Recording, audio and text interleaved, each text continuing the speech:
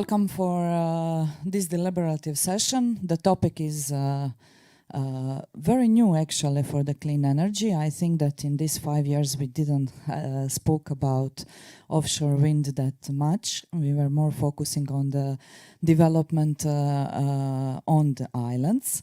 But as the energy transition is moving forward, I think that this is one of the very hot topic in the Europe, especially taking into consideration the strategies on the European level and the goal of becoming a self-sustainable continent. Then the offshore wind is becoming one of the very important part of the energy transition and very impactful actually on the islands. So we have now today an opportunity to go more deeply into the topic and see what actually we already know, what is happening in the Europe, and what we can prepare ourselves, especially in the countries. I'm coming from Croatia, and we don't have any wind turbines in the sea, but we already have a big resistance about even thinking about putting something in the sea. So this is like something that we started to talk about already in Croatia. We have today very interesting panelists with not so much experience in the offshore wind and with a lot experience in the offshore wind, which is also very good to see what we can actually exchange between us and how we can learn from each other. Again, we also have a north and south countries that are more developed in this topic and or not, especially Italy and Croatia. We are also very neighbors, so we already have topics on the national level about having together some kind of the parks in the sea. So it's going to be very interesting to see how this is going to happen, especially because, for example, in Croatia, I'm talking about the experience from our association. We were part of the developing of the action plan of the offshore wind, which is published very recently. It can be found in Croatian and English online, so if you're interested, we can share later the links, where one of the most important things actually in the action plan was how to raise the public acceptance and how to include the citizens. And this is that we are very proud actually that somebody even asked us how to do it before anything happened, which really shows completely difference between approaching to the energy transition from few years ago and today. But also we are very clear that the first offshore wind in Croatian Adriatic Sea will probably not happen in next 7 to 10 years, according to the action plan and the circumstances that we are in, that there is no any legislation policies, that there is no clear idea of how to get the licenses, and actually we don't know what is going to happen in the national special plan and how the laws are going to change. So lots of things that are actually needs to be done before any of the offshore installation will come. So actually we don't know even which technology is going to be used, as we will develop something in maybe 7 or 10 years. So it's so this is very, like, let's say we are in the situation that we are talking about very future, but also something that is happening today. As I already mentioned, the resistance from the public acceptance is already happening. Even the technology is not even set it up.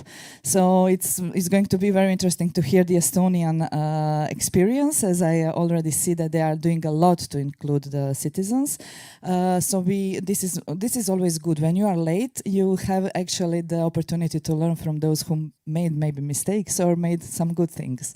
So I'm inviting my panelists, Riccardo, Stefano and Terje. Can you please come to the stage? And we will actually discuss what we know that is happening currently in the Europe, what are the technologies on the sea, how we can include the citizens, how we already have the experiences of including the citizens, and what are actually benefits and impacts on the islands that we can talk about already today. And this is let's say, the introduction from me. Thank you for being a part of this session, but also I'm inviting you, please be inclusive, and if you already also have some of the experiences, or you are coming from another country that already have developed or thinking of developing the offshore wind, feel free to raise a hand and we will come with a mic and let's have this discussion open and interactive. Thank you very much. And I'm inviting Riccardo to start with the small introduction about how do you see and what is your experience within developing the offshore wind in terms of technology and how it's going on in Europe. Okay, so thank you very much, Maja, for the introduction. The aim of this 5 minutes presentation is to give you some data and some general information about wind energy, offshore wind energy, in order to put some basis for discussion later. So as you can see, wait, I have to go one, yes. So as you can see from this chart, these charts are taken from Wind Europe, the lobby association of wind energy in Europe, well, the main one. Offshore wind energy is nowadays a business mostly for northern European countries. Okay, so it's let's say more than 90% of the development is nowadays in the Northern Sea and in the Baltic Sea. Why this? Because the sea depths are suitable. Well, the sea depths of the Northern Seas are suitable for bottom fixed installations. That are those kind of offshore wind power plants that are planted on the sea bottom. And in the chart below, we can observe some information about turbines that were installed in 2022. And generally speaking, if we observe the same chart referred to, let's say, 5 or 6 years ago, we would have seen a shift of both turbine-rated capacity and number of turbines on the bottom left. This means that nowadays the sizes of offshore installations are increasing, both in terms of rated power of the single turbines and in terms of overall power of our offshore wind farm. And this is a very important information when speaking about offshore wind development possibilities for islands that are normally characterized by lower scales. In general, also, more and more we are going to exploit areas which are more far away from the coast, and this means that connection costs, so submarine cables, become more and more expensive. So the interconnection costs is more important, of course, as long as we go more far from the coast, and this means also that in order to make our investment profitable, we need bigger and bigger offshore wind farms. Here is an overview of the key technologies that are nowadays available for offshore wind deployment. So on the left side, monopile and jacket, those are the fully industrialized technologies. While on the right side, all what is under floating technology is something under development. So monopile are suitable for, I would say, depths between 0 and 30 meters. Jackets are suitable up to 50 meters depths. And then there are 3 key technologies, tension leg platform, semi-submersible, and spar, that are suitable for way deeper seas. I would say there is no real theoretical limit, but of course we cannot imagine to go over some hundreds of meters. So I wouldn't say that over 600 meters is something really feasible, at least for the current technology development. The 3 technologies are of course different from one each other, and the key differences are in the way that buoyancy and stability are achieved. What are the key advantages of floating installation? So first of all, if we go for floating, of course we can exploit way more areas, because as I mentioned, we can go way more in depth. So some studies, of course it's not very easy to calculate the exploitable potential around the world, but some studies say that 80% of the offshore wind potential around the world is only exploitable by means of floating platforms. That means that if we really want this technology to be strongly supporting the energy decarbonization, we need to further develop the floating technologies. And of course, also we remember the chart of the first slide. Northern Europe is suitable for bottom fix, but Southern Europe is not at all, because the depth in the Mediterranean Sea is not suitable in most of cases. Also, floating offshore platforms enable you to go even more far from the coast. So we increase the distance, and this means that we decrease the negative impacts for communities. We decrease mostly the landscape impact, and we decrease the noise generated by the wind turbines. And also some of these technologies, especially the one that you see in the middle, but also the one on the left, are characterized by an easier installation and transportation. So we can imagine, especially with the semi-submersible technology, to assemble it directly in the port and then transport it in the site of installation. So that means also less problems with logistics. Of course, there are some issues related to offshore installation. So the first one is, again, dimensions. We go more far away. We need, also there is a higher investment cost, as you can imagine. I will give you information about this, but in general, when we speak about floating wind farms in future, we speak about even higher dimensions, at least in the order of 1 gigawatt. That's a huge installation. And of course, this also brings some issues in terms of marine spatial planning. What do we want to do on our seas? Of course, there are some other activities in the seas. The most important human activities in the seas are transportation and fishing. And of course, there is already a lot of discussion at the European level about these two topics. And the second one I already mentioned is the higher cost. So it is estimated that floating technologies nowadays have a cost that is 115% times higher than the one of bottom fixed installation. So more than the double. And of course, this poses some question in terms of profitability of the investments.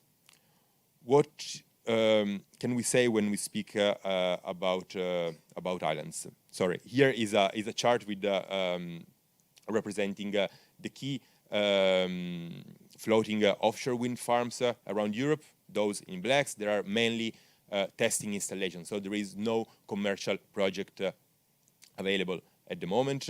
Despite there are a lot of projects, those in green and those in red, which have already somehow passed the environmental evaluation process. There are some projects that are undergoing the environmental evaluation process. That's the case in Italy. I'm from Italy, and there is a lot of projects being evaluated by the Environmental Commission at the Ministry of Energy.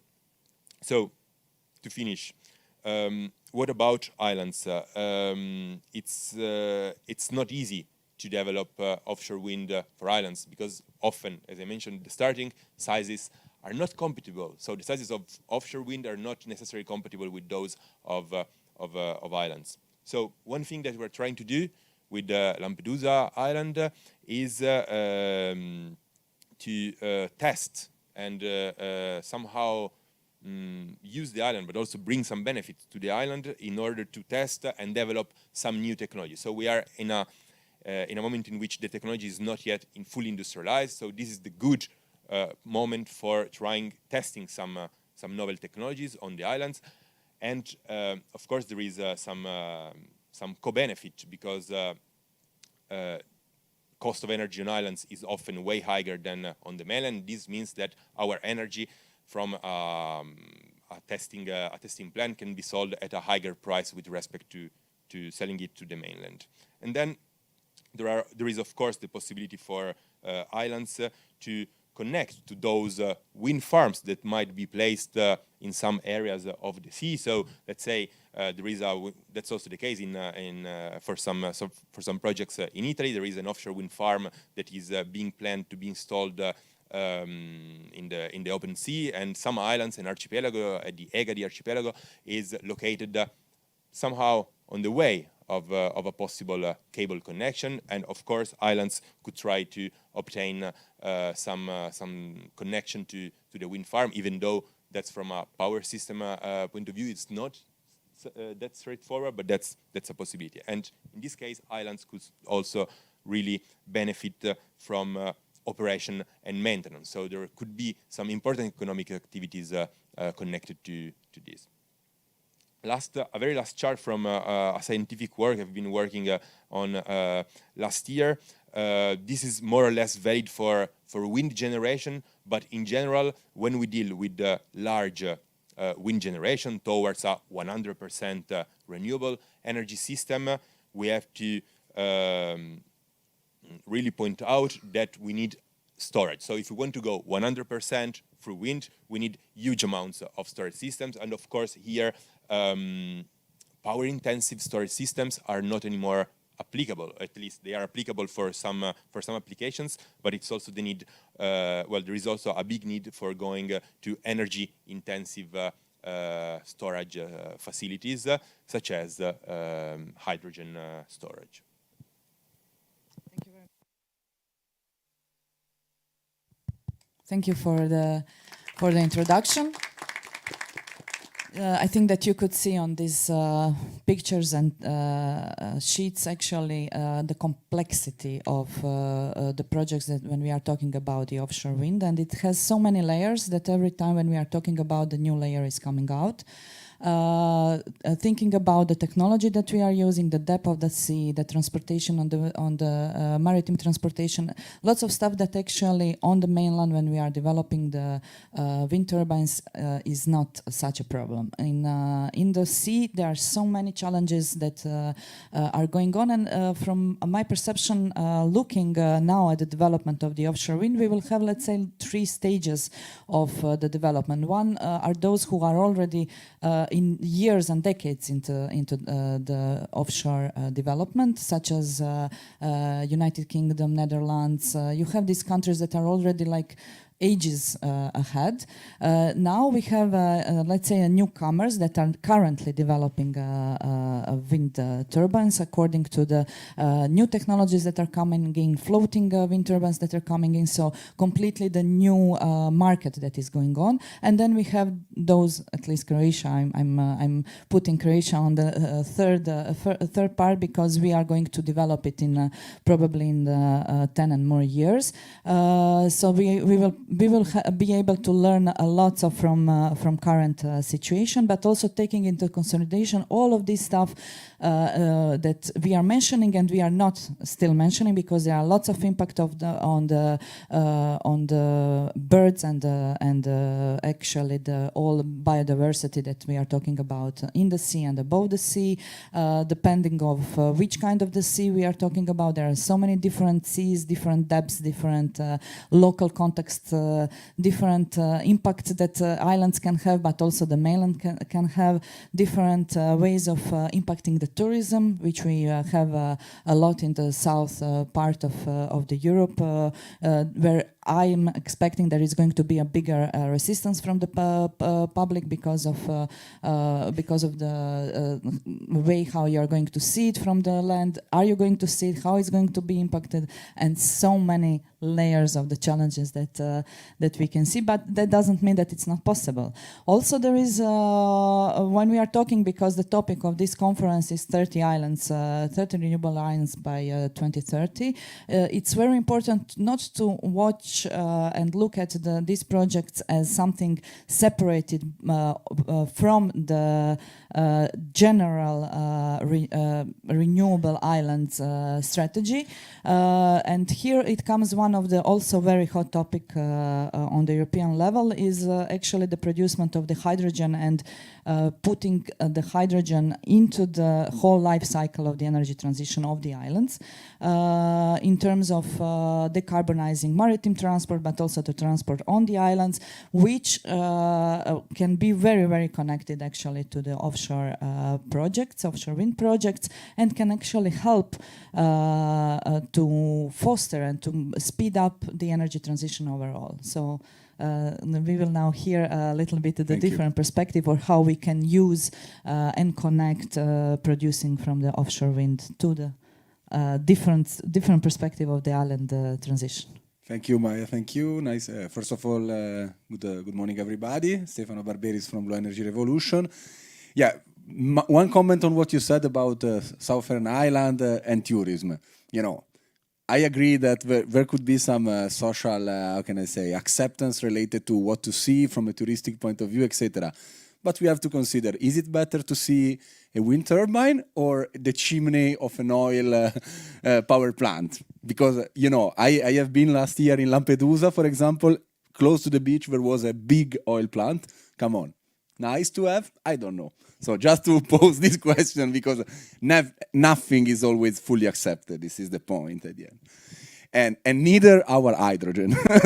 So just to say, no, I thank Riccardo for what he said earlier about introduction related to large-scale offshore power plants, because one of the main challenges once we would like to connect particularly large wind farms is obviously also the aspects related to, and particularly if we look at large offshore farms, so farms that are quite far from the mainland, one of the main issues is, of course, the cabling and the connection on the main grid, for mostly two reasons. One is the grid bothering, so the fact that the grid and the electric market could not be able to accept a bulky amount of unpredictable power production. And let's say this is something that it's manageable. But from another point of view, there is also a matter of cabling and wiring. So long subsea cabling. So what we are looking at, why hydrogen is getting interest. Is getting interest because there could be the chance to, let's say, produce offshore this hydrogen and produce offshore this hydrogen to be then used, so to create what can be seen as a sort of, let's say, offshore hydrogen hubs, and to use the hydrogen that is produced thereby, or directly, let's say, for example, and brought back to main shore via hydrogen tankers, for example, or even create some refueling places where to create, let's say, where the ships that in the future maybe, and we will see this afternoon, could be fueled by hydrogen. So find thereby a place where a big refueling station is present. But as I said, many players are looking at this opportunity of, let's say, hydrogen farms, offshore wind-driven hydrogen farms. But, you know, it's not simple as in renders, mostly for three reasons. The first one is the fact that water supply, whenever I can see these renders, every time they state, yes, but we have water, we can take it from the sea. Okay, 1 second, because we have to desalinize it, demineralize it, deionize it. So at the end of the day, we have to consider that this full electrolysis process could be very electric intensive. And okay, electricity is for free, let's say, or very low cost, but at the end, if I have to demineralize, deionize, and desalinize, I'm losing a further 10% in the overall conversion, okay? So this is one problem. The other problem is where to store this hydrogen. So I saw very exotic concept, people stating, let's put balloon under the sea or over the sea, floating on the sea. Okay, nice, very nice.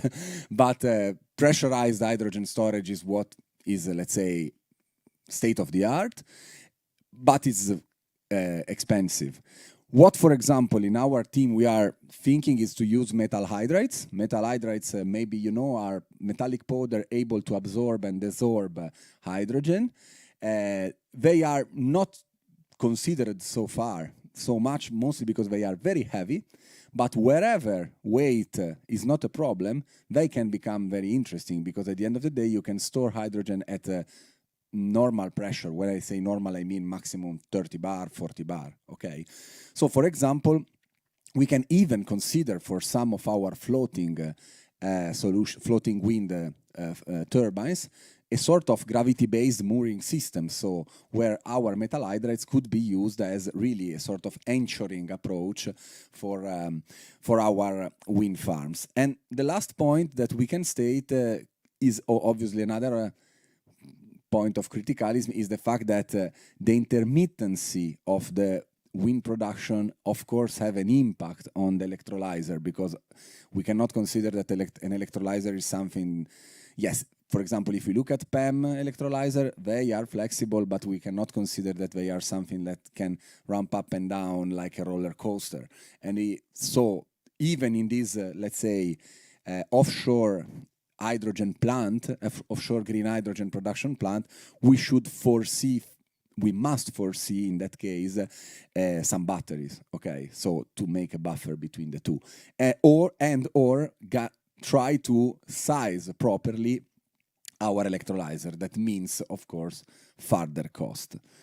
Let's say, I was talking about renders. I think many of you already saw maybe these projects that are promoted and are considered particularly to exploit what Riccardo was showing, the fact that in the North Sea, in the Baltic area, particularly even in the North Sea area between Norway, Scotland, Denmark and Netherlands, we have already a lot of wind production, offshore wind production. And in this moment, the main ports that are looking, for example, at hydrogen conversion or to become big hydrogen hubs are Antwerp and Rotterdam. So again, in this area, okay?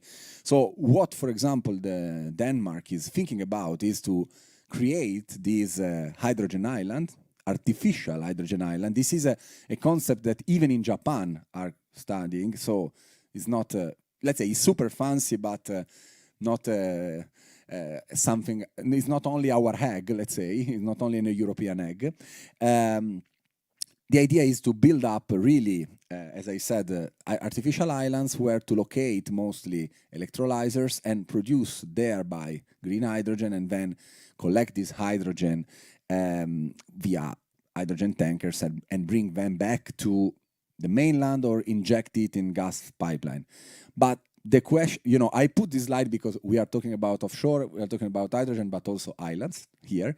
But the main question is, okay, this could be a nice concept, but what is the concept? What is the cost? The estimated cost is $34 billion, okay? So it's something like 1.2 times the overall investment that the electrolyzer agenda by Europe is looking at for 2030. Okay, so nevertheless, it seems that they are finding investors on this. So I would be glad to see them, but the question is, do we really need artificial islands? Because at the end of the day, we can take advantage of the natural ones. For example, we saw earlier the experience from the Scottish. In Scotland, there is already an idea of this hydrogen island, particularly in the Orkney Island. Maybe you heard about a big heat project or things like that. The idea could be thereby to make Orkney as an hub. Of course, the problem is that if we would like to have the big port, so like Antwerp, Rotterdam, okay, we don't have it in Orkney, of course. But let's say, maybe let's start from the natural ones, and maybe this is something that we can even discuss here. Or even the Green Highland project that is promoted in Mallorca. This could be another source of inspiration. Thank you for your attention and your time. Thank you for the completely different perspective actually of the offshore wind. So you can see how many layers and different directions we can go when we are talking of the offshore. But we always, from the perception of the clean energy of the EU Island Secretariat, when we are talking about actually the island stakeholders, then we are always considering 4 pillars. You can see it in every agenda that is developed, that actually the most important thing is from the beginning of development of some kind of the projects, whatever it is in the energy transition, is who is going to be involved in the projects and how. And of course, as we already heard in the first panel from the James, that those projects who are coming and are initiated from the local stakeholders are actually those who are most successful, because you have from the beginning the inclusion, the impacts and the benefits to the local communities, which at the end every project and every development should consider as making the quality of the life and the life on these islands and the remote areas that we are talking about better, and actually developing the economical and the social circumstances where we are living and developing projects. So from the perception of creating this action plan for the offshore, we were talking about 4 pillars. We are always talking about national, regional or the local government, which is bringing the policies and developing the legal frameworks of how the projects can be developed. We are talking about investors, of course, who are having the main role in the development of bringing the technologies, bringing the financing, and actually bringing the ideas and the will to develop and choose where they are going to develop the projects. Then we are talking about academia. When we are talking about academia, we can talk about universities who needs to develop actually the future engineers that are working on the wind shore, wind and energy transition, of course, in general. And we are talking about citizen organizations. 4 very important, equally important, I would say, and one without the other. If one is missing, the project can be questionable actually how it's going to develop. I think that those who already have developed already know how it's going if they forgot to talk on time with the public, because they don't perceive all of these things that we are talking about. They are not. They don't know what is the difference between the old technologies and the new technologies. They lost trust actually in the investors and the government, and it's very important to start to communicate it very clearly and to develop strategy which will raise trust and actually include everybody into the life cycle of the project. This is where I find very interesting what is happening actually in Estonia, because from the mail that I got from Terje, it's very clear that you already started to develop on different levels of how to communicate with not only the islanders but also with the school system. So can you please tell us more how this happened and when you actually started, why you from the beginning defined that this is very important part for developing the projects? Yes, hello. Estonian Wind Power Association. I'm the local, almost local in Estonia. Does it work? Use this. Function. So when I start, in Estonia, there is 3 first wave offshore projects, and they will be ready 2028. Yes, the first developer is sitting there. That's why I am looking over there. So each project is about 1 gigawatt. So and our other areas are announced by our MSP, and they will be auctioned out in this summer and this year. So we have our first wave project, and the second wave is coming, and all capacity is 15 up or less gigawatts. But when we started and we understand 3 years ago that we are like moving rapidly, then the NIMBY was also the issue in Estonia, not in my backyard. And we decided as developers association that basically we will give money to local municipalities and local people, and we went to the Estonian government and said to them that we want to give them money. And they look at us and said that, are you a bit crazy? What is wrong with you? And we said, no, we want to share the profit and we want to give some of our money that we earn to the local municipality, local people. So by offshore, it means that if you have offshore wind park, then the local municipality will receive the money because nobody can say that if they're living at the coast that they are impacted by the offshore wind park because it's so far away. In Estonia, it should be at least 11 kilometers. So, and there is a funny story. There is really small island called Kihnu in Estonia, and it's impacted by 2 first wave offshore wind parks, and it means that they will receive about 1 million in a year.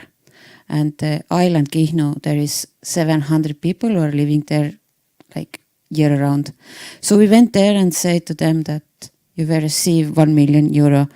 They announced a competition, what you should do with the 1 million euro. It was really lovely until we said to them that it's good, but you have to deal with this 1 million euro every single year. So that is what is going on in Estonia.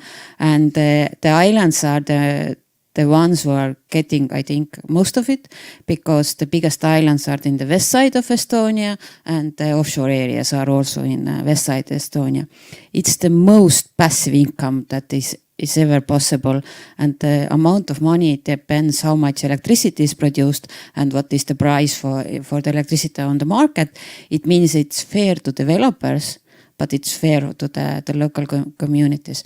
So that was our first genius idea, and I have to say that the government was our bottleneck because they didn't understand why one company want to pay extra taxes, like it's extra money, but I think it's a good way to go, and it shows like what we are thinking about energy, producing electricity or energy, that is, it has to be connected to the venue, that the place, that the wind is from Saaremaa, it has to be beneficial for Saaremaa, the island people. So if you want to know what the name Saaremaa means, it means land, island, land. So it's not really genius name, but it's good. So it has to be beneficial for the local people. So when we moved further in the process, then of course the next step was that we need people for all this business, and we understand that if we create 1 gigawatt offshore wind park, it creates at least 100 direct job OM, like operant and maintenance. And if you look around in Saaremaa, it's not that we're holding these people in the box and waiting for them to jump out when the time is right. So we went to the local school and start talking about how we can educate the people. So when the time is right, by 2028, we have the right amount of people for OM. And also we kind of understand that we are not the one who are creating the wind park, like we are not in the building process. So we are directed to the OM. And it's a big plan, like it will last about 25-30 years, and we have jobs, and people can stay at Saaremaa. They have really good education, they have really good salaries, and they can be local, they can live here. And that's why it's really important. In Kuressaare also there is a Kuressaare College, it's from sub-college for TalTech, Tallinn University of Technology. So, and they are heavily into blue economy, and it's only wise that all the innovation, all the science, all the R&D is connected to the college. And as we are all friends, and there is not a lot of people in Estonia altogether, to understand all Estonia is 1.3 million, and Estonians who are speaking Estonia, there is 800,000 people. So it's a secret language. If we speak to each other, it's a secret language. So and of course, it's only wise that we bring all this knowledge to the college, and the college is working together with a school. And now we are already like looking down to the kindergarten level and start to educate them. So when they grow up, they are more than accepting to the offshore wind energy in general. But it's really important, and it was based from our need. It was like, we are really good people and we want to go as developers, go and do some good deeds. No, it was like, we need people, we need acceptance, we need, and then you go. And if you are like open and offer something like reasonable, I think the community will accept you. And as we started this day, then Mick was presenting and make the opening speech, and I was sitting there and thinking, oh, I'm so lucky. Like my most important mayor is fully accepting wind energy, and he speaks wind like really good. So I think in Estonia we have made kind of good progress at this topic. Yeah.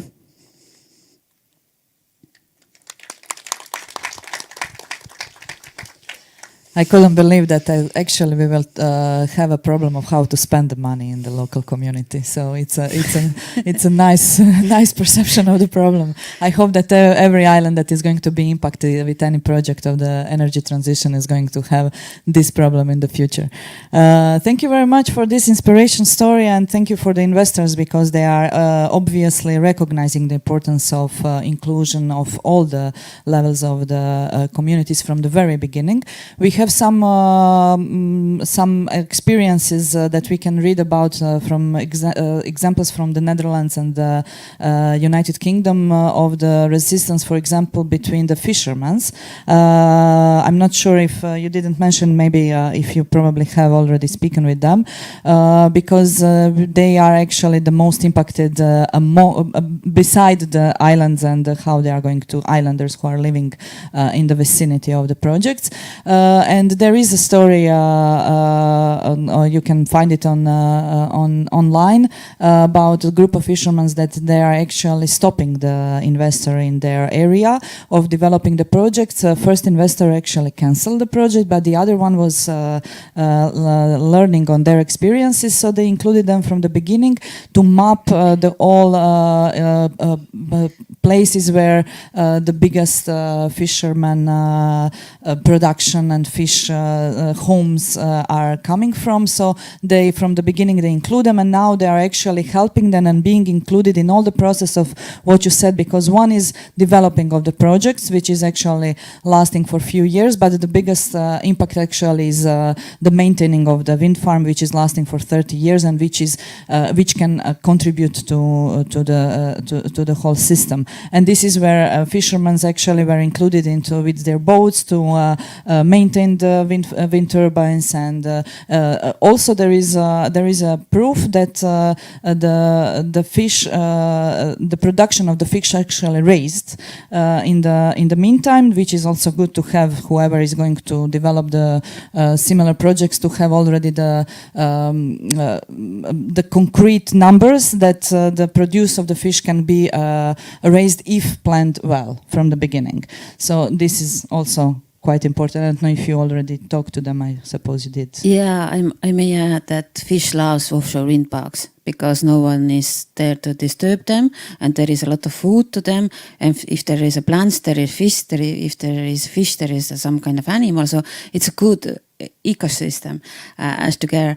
But of course, we are in island that there are fishermen, and they are not so keen to move to the OM, to the offshore wind. But to be honest, it's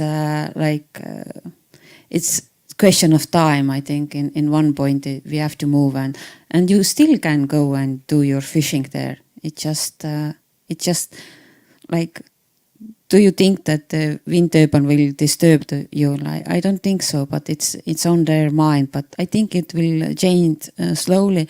And for Estonia, the breaking point was, I think, first, of course, the COVID, when the world went crazy.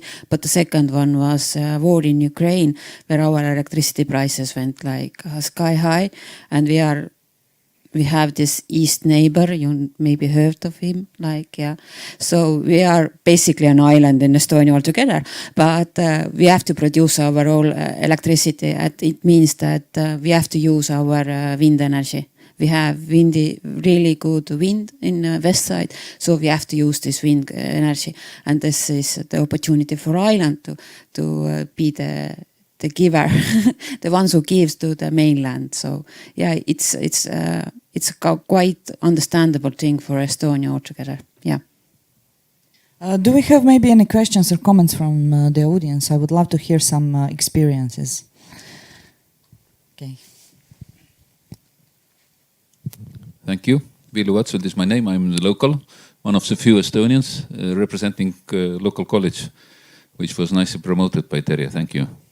But I'm not going into the experience. I have intriguing push towards Stefano. The blue economy, which Terje mentioned, and which will be a focus area both of the Tallinn Technical University and also the local college. We're looking for slogan, and there's a lot of talk about carbon footprint and so on, so on. The real resilience means there is no footprint at all. And this is kind of the slogan we are looking into. How can human exist in environment with no footprint at all? Of course, it will be. When I'm stepping on sand by the sea, my footprint will be there. But after 5 minutes, it's gone. And it's not fighting against something. It's just coexisting. Nevertheless, as you were talking about hydrogen, I was satisfactory in chemistry during my school time.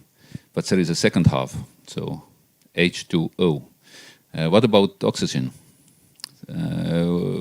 Our Baltic Sea is well known that it has large areas with no oxygen on different levels. It's kind of the dying sea. It depends on Danish straits, how much salty water comes in during tides, how much goes out. But realistically, are there any technical solutions and ideas about the usage of the oxygen? And they might be fantastic right now, but how it goes? Yeah. Thanks. So, well, regarding the oxygen production, well, remember always that once we produce 1 kilogram of hydrogen, more or less we produce, via electrolysis, of course, more or less we produce 9 kilogram of oxygen. Okay, so the ratio is quite tough for oxygen. In principle, you know, for oxygen is a byproduct. We have to consider it. So valorize it is not very simple.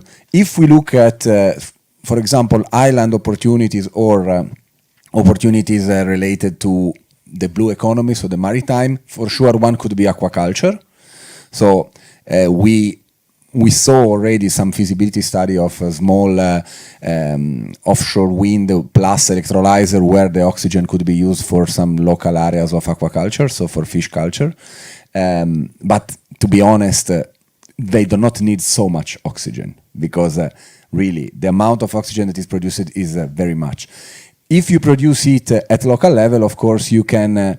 At local level, I mean on the mainland or in a large industrial area. Of course, this oxygen could be used for traditional oxygen approaches, but traditional oxygen usages like hospitals, etc. The point is very clear. The cost of oxygen, if we produce it via an air separation unit, even electro-driven, is lower than the cost of oxygen than via electrolysis. So the point is, if close to me I have a way to use this oxygen, fine. Otherwise, unfortunately, we have to vent it.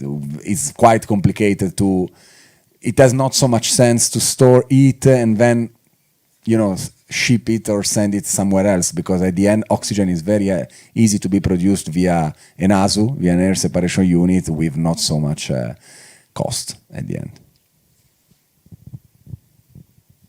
Thank you very much. Any more questions, or let's include some other countries into the discussion?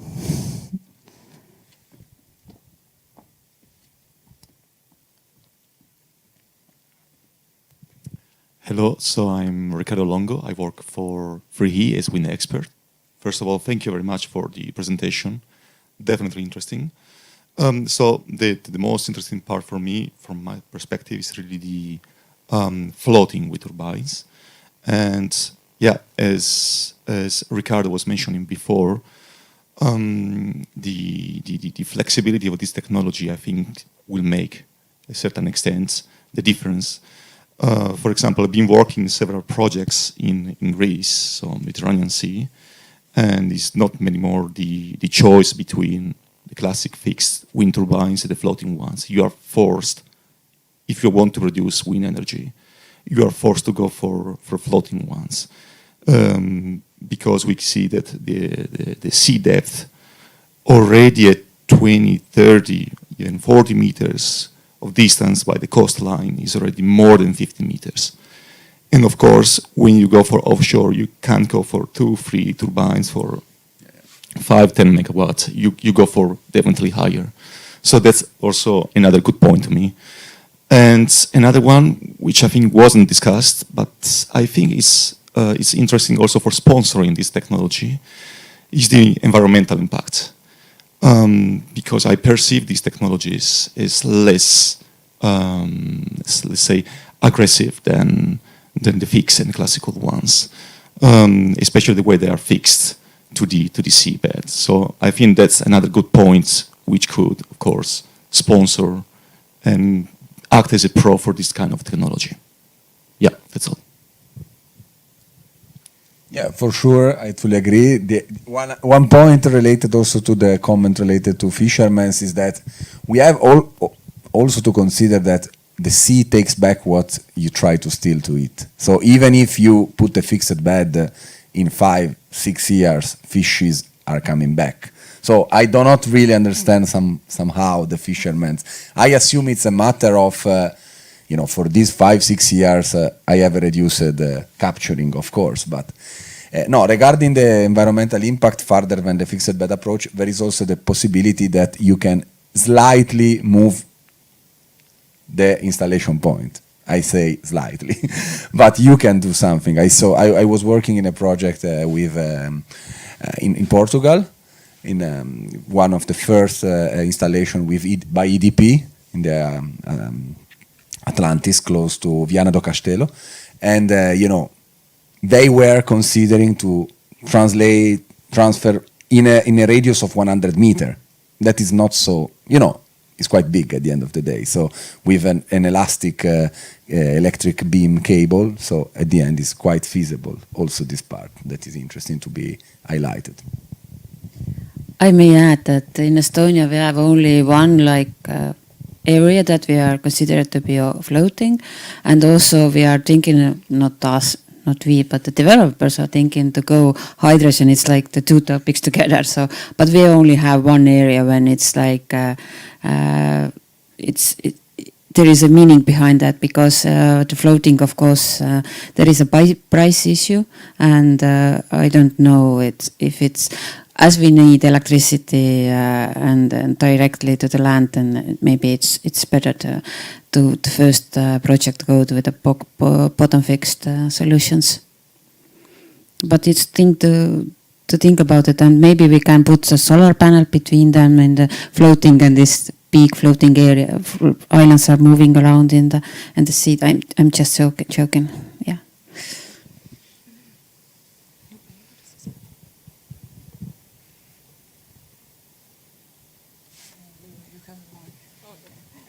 Okay.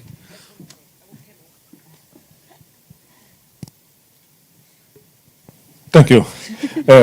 I'm Riccardo, and Terje mentioned or pointed to me sometimes. Yeah, we are developing offshore wind farm near Saaremaa, and I really like innovation and everything, good things. But we are really in the big problem right now. Climate change, war is going on.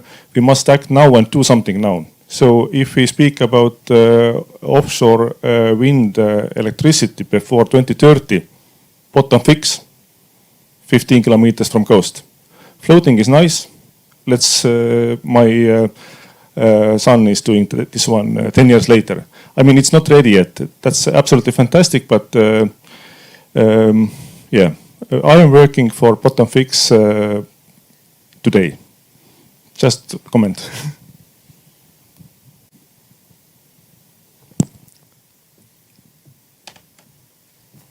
Hello, this is Kostas from Daphne from Greece. Well, I will sit down, you can see me. The topic is specific, but I think that the benefits for the islands from offshore, they are also potentially specific, or we can see them from the discussion now. I don't know, to the whole panel, I mean, depending on based on your views, if you're aware of the studies conducted by the Commission some years ago regarding the development of offshore wind in the different basins, like in Mediterranean, North and Baltic and Atlantic.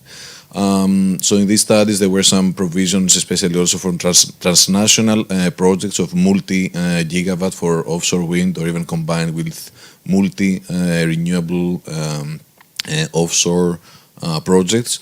And I think in these studies there was also the concern regarding the grid connections, and if this would be a shared or projects of common interest if we want to go into larger scale and connect, let's say, Greece with Italy, etc. So I would like your views in that regarding the development of offshore wind. If you think that the grid cost should be a shared, let's say, cost among member states, or if there should be some push for introducing this cost to the TSO 10-year plans for expanding their networks, or even pushing for including part of the cost in RRF financing, or even decarbonization fund for islands in Greece, etc. Thank you. Thank you, Kostas, for a very simple question. I will just comment first. When from the beginning, I mentioned that we should maybe think about 3 stages and 3 different stages that we are now in development. Not only the offshore wind, but also probably the energy transition, when we are now having the transition into the new technology, which are not ready yet to foster and to actually satisfy also the goals of the developers. So this is something maybe we didn't talk about who is going to report tomorrow, but maybe one of the conclusion that we can take out, that we need to be aware of where we are on the scale of the project development and how ready we are actually for this. The question of Kostas is quite political, and I don't know if on the relation of Croatia and Italy, maybe we can think about how we in the future. We have a cable. Or we are going to have a cable in this moment. So no, what I think personally is that I agree with the fact that if we boost, I can also mention Agnes project. Agnes project is in front of Ravenna. Actually, is closer to, well, not closer, but it's quite close to Croatia. So in that case as well, you could think about, as Kostas said, create an interconnection of both the countries to Agnes, let's say, and then interconnect somehow the countries. If we look in this way, of course, this could be a driver even potentially for the connection. The point is who to pay, as Kostas said, the TSO, like, for example, for gas pipelines, or should it be something like an initiative of common interest for Europe, for example? Because at the end, it supports a grid balancing cross-country.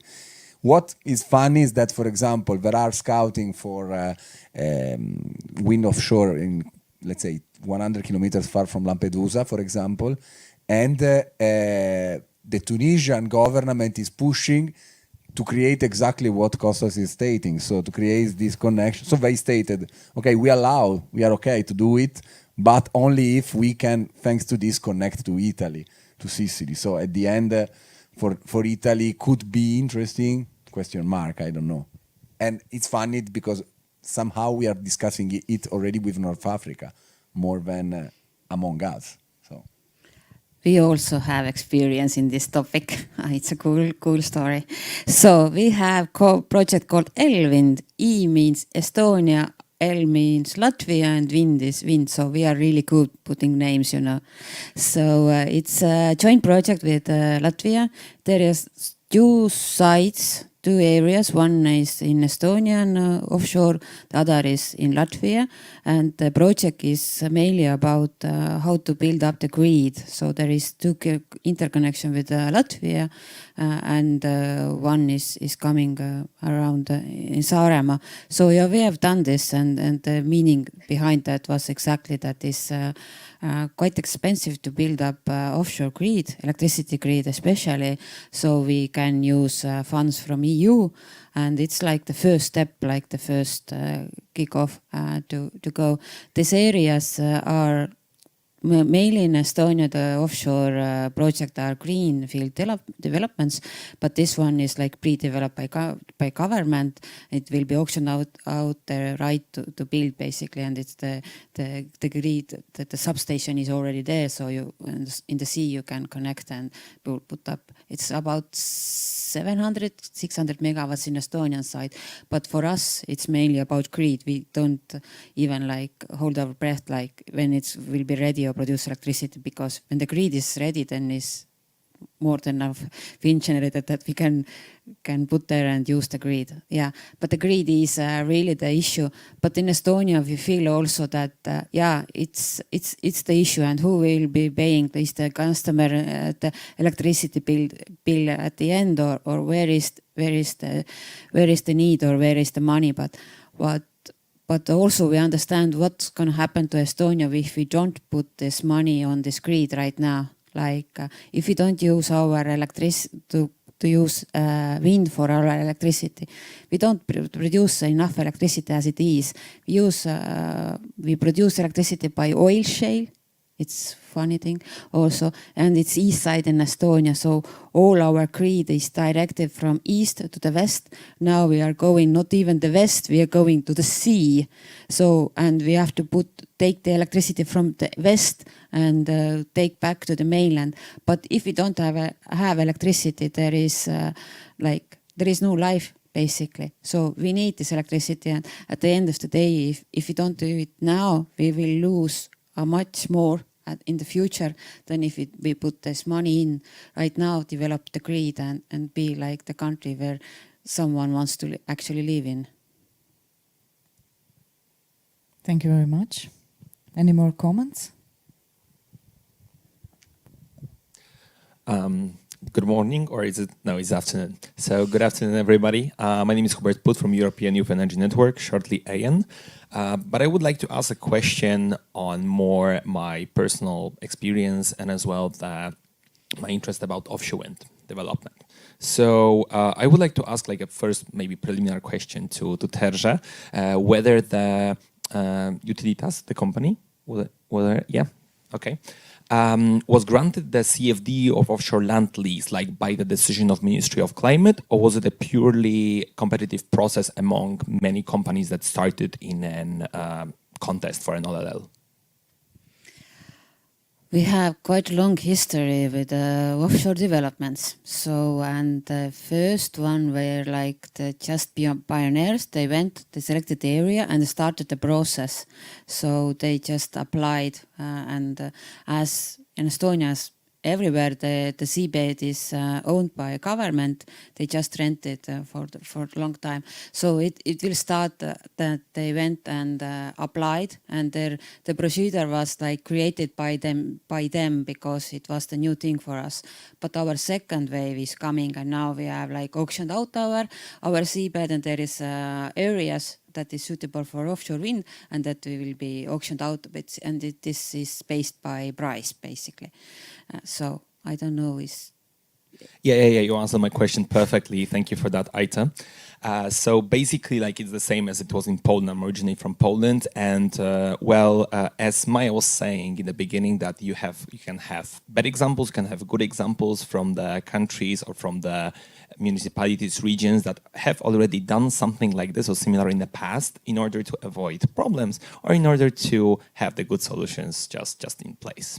And the thing is that, like, I would like to a bit warn Estonia, because of the Polish example, unfortunately, that if the competitive round will be in a matter of years, like the second wave of projects, where in Poland it was like that basically the British experience was excluded totally from the competition as per the criteria of the selection of the winning companies.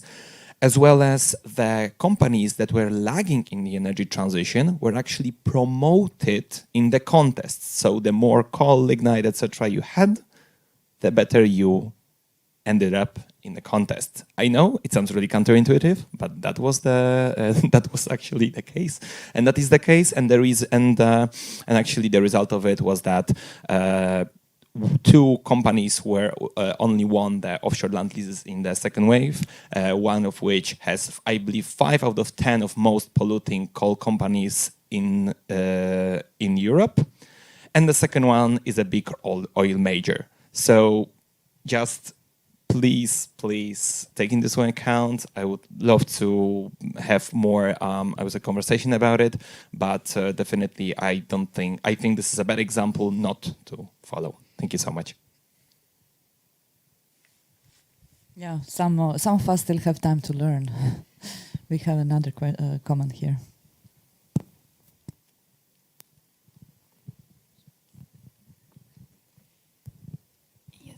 Hello, my name is Hannah. I'm from Germany and I work for the Danish company called ExoWave. And I don't really have a question here, but I just wanted to add a side note maybe to this debate about offshore wind, because ExoWave, like the name already tells, works with wave energy. And I think especially for islands, wave energy, or in general any marine type of energy, also tidal, is actually something that islands should also consider. So I think I just wanted to broaden maybe the view of this debate, that it's not just offshore wind that islands can focus on. I mean, maybe for Saaremaa, offshore wind makes more sense because the wave climate is not super extreme. But just for any other EU island, I just wanted to add that note that wave energy exists. It's not commercial yet, but the EU foresees 1 gigawatt of installed wave energy by 2030. So the money is actually flowing into that industry, and it's a valuable energy to consider, especially to overcome the intermittency of renewable energies. Yes, just to add that to the topic. Thank you. Which technology are you promoting? Which type? Coastal barrier, or because, for example, for coastal dam approach, we can do it already today in all islands, I think, because all islands have a coastal dam. Yeah, so it's not it's wave energy. So we work with waves and not like dams. So our technology is submerged and is on the seabed. It's no drilling or anything. It's just gravity based, and it creates hydraulic pressure, basically. Yeah. Okay. So it's Yeah, this is actually when I was talking about action plan in Croatia, we did it, we called it in a short name ORES. It's offshore renewable energy sources. So not only wind, but wind actually is obviously the biggest and the most advanced project that everybody are taking into consideration, but also the floating power plants and wave energy and everything else. I think that it would be great if every country actually make a strategy on the blue economy as developed indifferent between anything else. And this is where, because the local context is completely changed the whole idea. This is why we are going from the very top level, from the European strategies to the national levels, where we can have international projects in the Europe, but also outside of the Europe, which makes it more complicated. So it's all these projects are quite complicated, especially when we are talking about the sea, because the sea at the end also is the ownership of every citizens. It's not only the islands, if we are talking about, because everybody, actually it's a public good. So actually everybody in Croatia or in any other country can say, but I also have, doesn't matter, I don't see it from my home, I should have some kind of the benefits from it because you are using my public good. So it's quite complicated to understand. This is why I probably think that we didn't go more than wind, offshore wind, because it can open up lots of different questions. But definitely this one of the panels, or only one topic or only one day of the blue economy can go in this direction. But definitely thank you for opening up this another perspective. If we continue, we will have lots of more perspectives. One more comment? Yeah, just to add on this, where we're talking about a variety of techniques. I'm Stephanie from Airborne Wind Europe, and I wanted to mention airborne wind energy as well as a potential technology to use onshore, offshore, potentially in 10 years.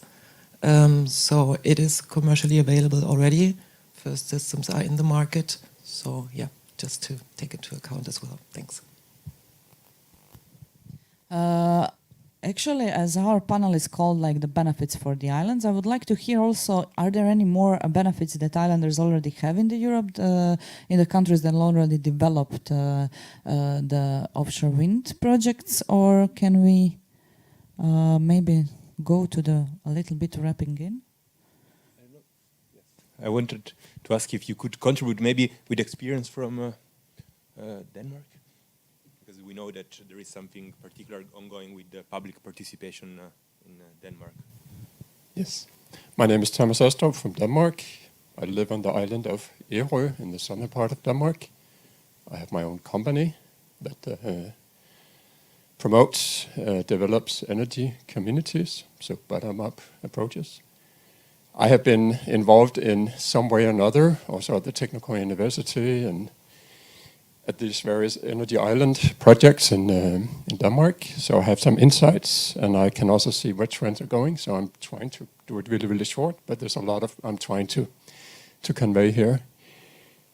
I very much agree with your idea that we should go with the islands that already exist, because why build artificial islands when we already have islands out there? I agree. We have Bornholm. That's part of the energy island concept, and they are now debating what to do with all this energy on Bornholm that don't need all this energy, how to integrate it. And I just want to bring in that they actually came up with a local energy community concept. I don't know if it's viable. I don't know if it's happening, but a group of people on the island of Bornholm, in the middle of all this craziness that's happening, are creating an offshore wind farm as an energy community.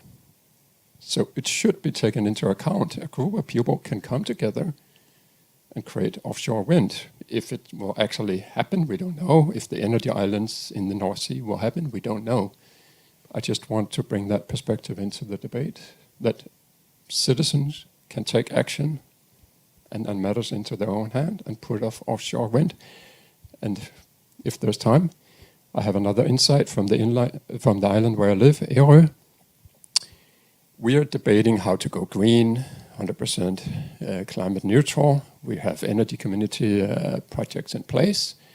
However, the stakeholders that I'm surrounded by on a daily basis on the island, the political level and the other players, stakeholders, they think I'm completely off, completely crazy when I make this notion of the energy community, the citizens, the island benefiting from the offshore wind that's being planned south of the island, one of the smaller offshore wind farms, but it's being planned.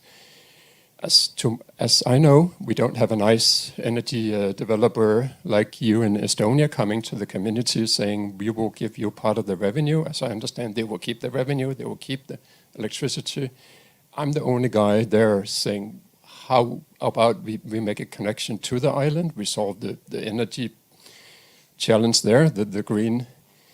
I know it's expensive, but we have an island. Maybe we could do it.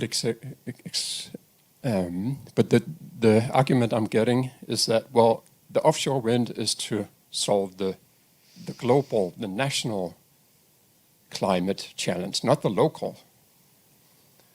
So I'm just bringing in insights that it's no one has really resolved it. No one has figured it out. No one can say, based on research, this is how it should be done. No one can tell from an ownership model how it should be done. It's all open, and we should somehow step up as islanders, as energy democracy promoters, saying, hey, we are here. We should find a way to do it together. I'll stop. But just sharing some thoughts and inputs from Danish islands and all the craziness that's happening. Yeah. Thank you. Thank you for your contribution. I think this is a key point, and eventually we could also try to use this as an output of our panel and discussion.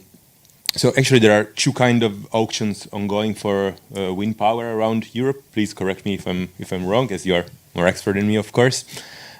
Some of them are general auctions for new power, and some of them, especially in northern countries, are auctions for dedicated areas. And that's happening, of course, in Scotland and Norway, and I don't know if that's happening also in some other countries. But in that kind of auctions, there is the possibility from states and from member states to put some conditions, and probably if the new installations are going to be near to islands, or at least if the connection cable is going not so far away from the island, I really think that member states should ask for some particular conditions in order to improve the condition of the energy supply of the islands that are in the surrounding. Also because, of course, some of those islands receive some higher impacts, especially in terms of landscape impact, but also in terms of reduction of the areas available for other human activities, namely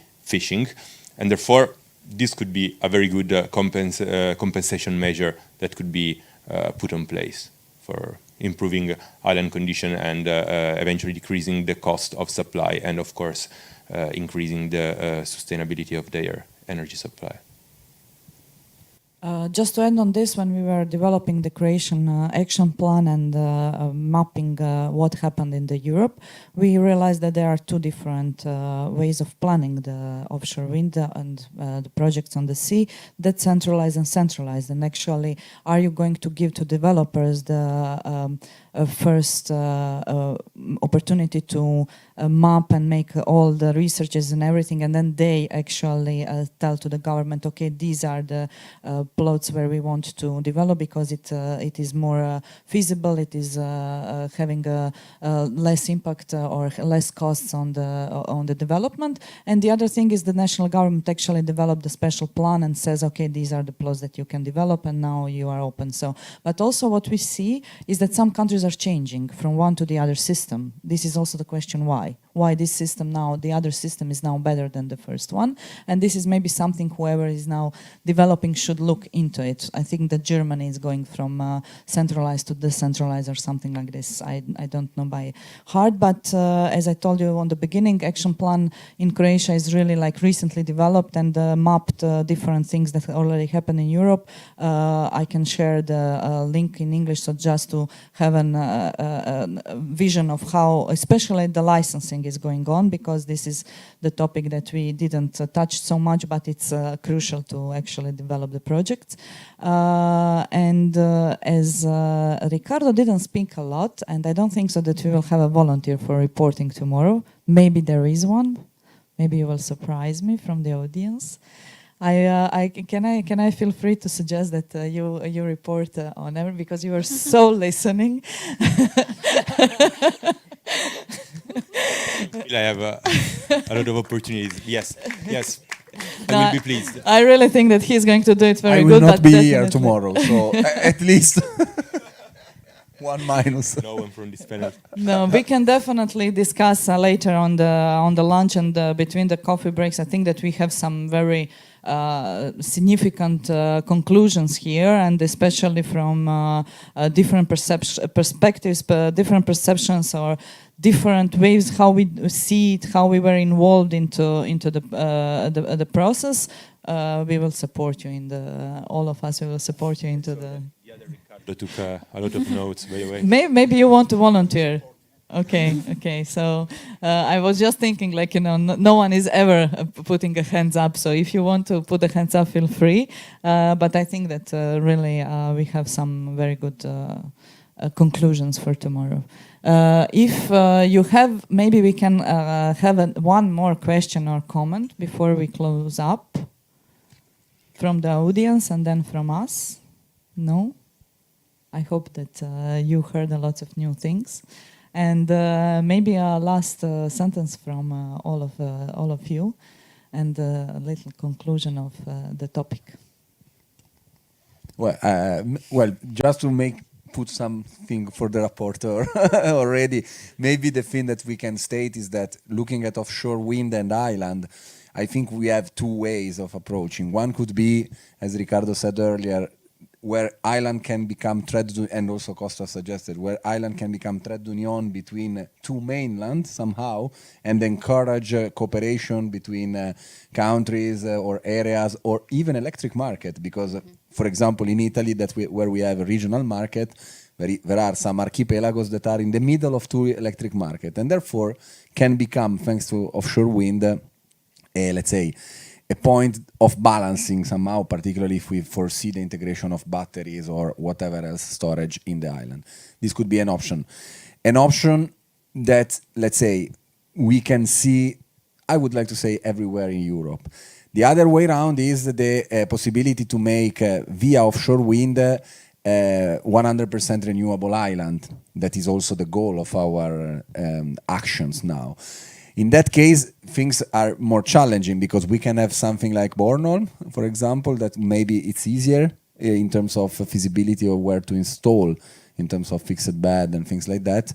And other options like, if I think, for example, about Greek island, of course we must go for floating, for all the reasons that Riccardo explained it us this morning.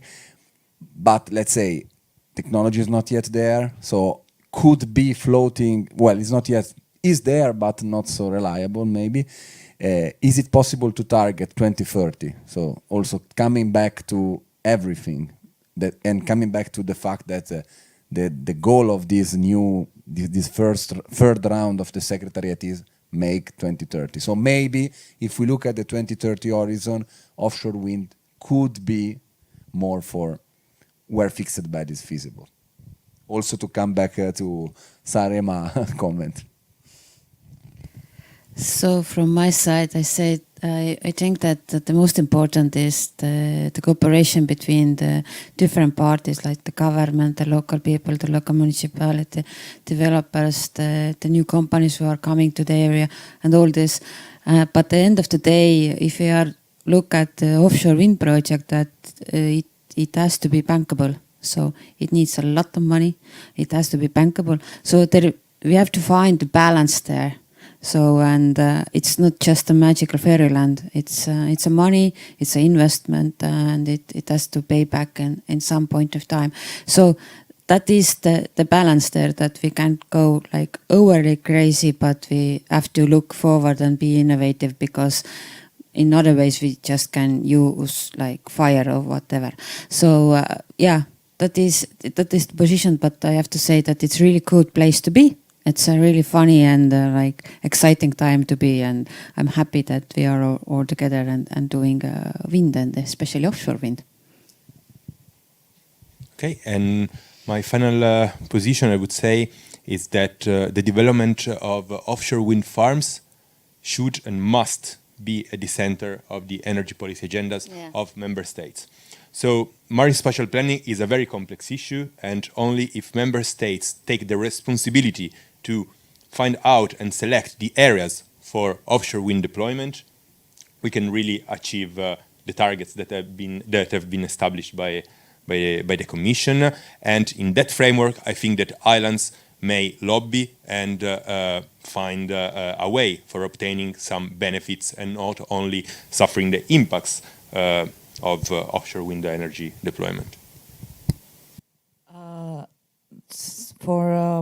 For the comment that you were talking from the Denmark about having a local community, but community wind projects, I have to be realistic, at least for Croatia, but I also believe that the southern countries are going to probably feel the same, is that unfortunately we are not ready in our heads to be investors in, not even in a smaller projects, but this is like a very big thing.